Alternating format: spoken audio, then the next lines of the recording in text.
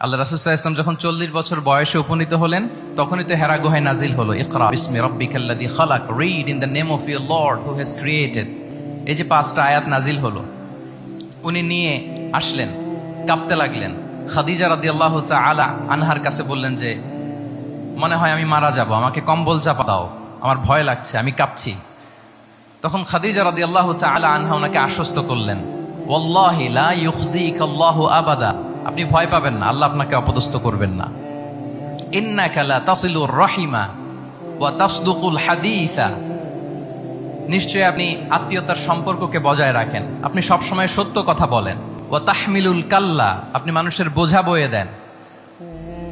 ওয়া তাকসিবুল মা'দুমা, যার উপার্জন করার কোনো সক্ষমতা নেই তার জন্য আপনি উপার্জন করেন, তাকে আপনি ফিনান্সিয়াল সাপোর্ট করেন। ওয়া তাকরিউদ দাইফা, আপনি মেহমানকে খাওয়ান। ওয়া তুঈনু আলা নাওয়াইবিল হক, সত্য যেখানে বিপন্ন সেখানে আপনি সত্যের বীর সেনানী হয়ে দাঁড়িয়ে যান। তো এই ফিচার যাদের মধ্যে থাকে, এমন ব্যক্তিত্বকে আল্লাহ তাআলা কখনোই অপমান করতে পারেন না। আপনি চিন্তিত হবেন না, ডোন্ট ওয়ারি অ্যাবাউট ইট, কোনো ভয় নাই, কোনো চিন্তা নাই, আপনি আশ্বস্ত হন।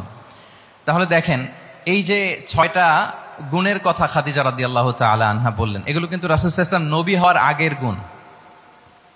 অর্থাৎ 40 বছর বয়সে তিনি উপনীত হওয়ার আগেই ওনার এই অভ্যেস ছিল যে উনি অন্যের বোঝা বইয়ে দিতে হেল্প করতেন, মানুষকে সাপোর্ট করতেন।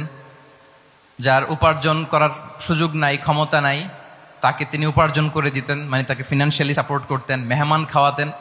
তার মানে নবী হওয়ার আগেই উনি জনকল্যাণমূলক কাজে নিজেকে সম্পৃক্ত রেখেছেন। মানুষকে তিনি সাপোর্ট করতেন, মানুষকে হেল্প করতেন, উনি মানুষের কাজে লাগতেন। আর যে মানুষের কাজে লাগে, মানুষের উপকারে আসে, জনকল্যাণমূলক কাজে নিজেকে সম্পৃক্ত রাখে, বাই ডিফল্ট সে নেতা, বাই ডিফল্ট সে কি নেতা হয়ে যায়। তাহলে to serve before to lead, নেতৃত্ব এটা আসলে পজিশনের সাথে সম্পৃক্ত না, ইটস অল অ্যাবাউট ইনফ্লুয়েন্স। আপনার বাবা নেতা ছিল, আপনি ছেলে, তো আপনি নেতা, এটাকে নেতৃত্ব বলে না।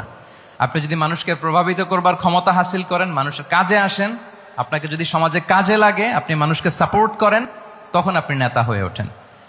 তাহলে রাসূল সাল্লাল্লাহু আলাইহি ওয়াসাল্লামের লিডারশিপটা যদি বুঝতে হয়, প্রথম কথা হচ্ছে ওনার লিডারশিপের প্যাটার্নটা ছিল সার্ভেন্ট লিডারশিপ, মানে সার্ভিস দেওয়ার মধ্য দিয়ে উনি নেতা বনে গেছেন।